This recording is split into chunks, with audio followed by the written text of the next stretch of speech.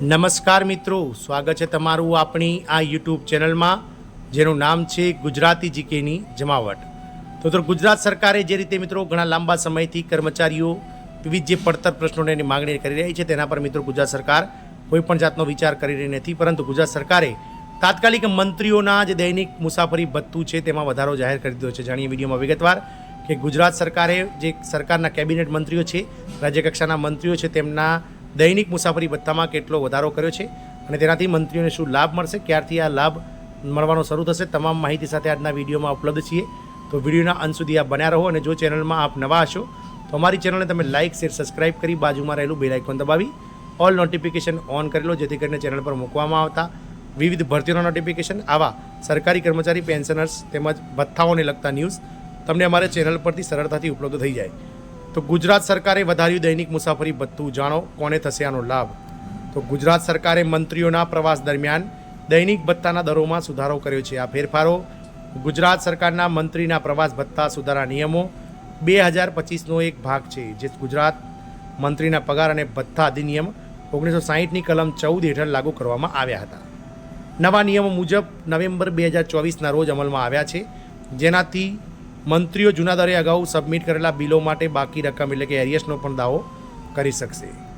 આપ સૌને જણાવીએ કે સુધારેલા દૈનિક ભથ્થાના દરો શું છે. તો હોટલ કે લોજ સિવાયના સ્થળોએ રોકાણ માટે મંત્રીઓને હવે એક્સ કેટેગરીના શહેરોમાં ₹1000, વાય કેટેગરીના શહેરોમાં ₹800 અને ઝેડ કેટેગરીના શહેરોમાં ₹500 દૈનિક ભથ્થા પેટે મળશે.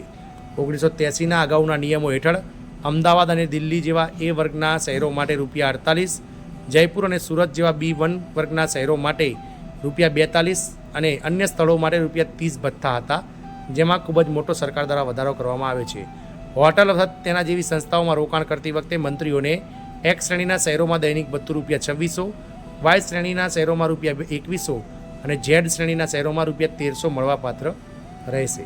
આ અગાઉ એ વર્ગના શહેરો માટે આ ભથ્થું ₹90, B1 વર્ગના શહેરો માટે ₹72 અને અન્ય વિસ્તારો માટે ₹63 નક્કી કરવામાં આવ્યું હતું. શહેરોનું વર્ગીકરણ એક્સ, વાય અને ઝેડ શ્રેણીઓમાં કરવામાં આવે છે. સરકાર દ્વારા સમયાંતરે તેની સમીક્ષા પણ કરવામાં આવશે, જેથી વર્તમાન પરિસ્થિતિઓમાં ચોકસાઈ અને સુસંગતતા સુનિશ્ચિત કરી શકાય.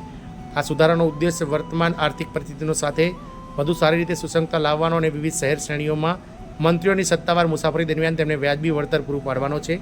એક્સ કેટેગરી કે એક એવું શહેર છે કે જેમાં 50 લાખ કરતાં વધારે વસ્તી હોય, વાય કેટેગરી કે જેમાં 5 લાખથી લઈ અને 50 લાખ સુધીની વસ્તી હોય, ઝેડ કેટેગરી એટલે કે 5 લાખથી જે ઓછી વસ્તી ધરાવતા શહેરો, તાલુકા લેવલના પ્લેસો છે તેનો સમાવેશ થાય છે. આમ ગુજરાત સરકાર દ્વારા મંત્રીઓના દૈનિક મુસાફરી ભથ્થામાં મસ્ત મોટો વધારો ગત 24 ઓક્ટોબર 2025થી લાગુ કરી દેવામાં આવ્યો છે. 8 નવેમ્બર 2024થી લાગુ કરી દેવામાં આવ્યો છે. જય હિન્દ, અસ્તુ.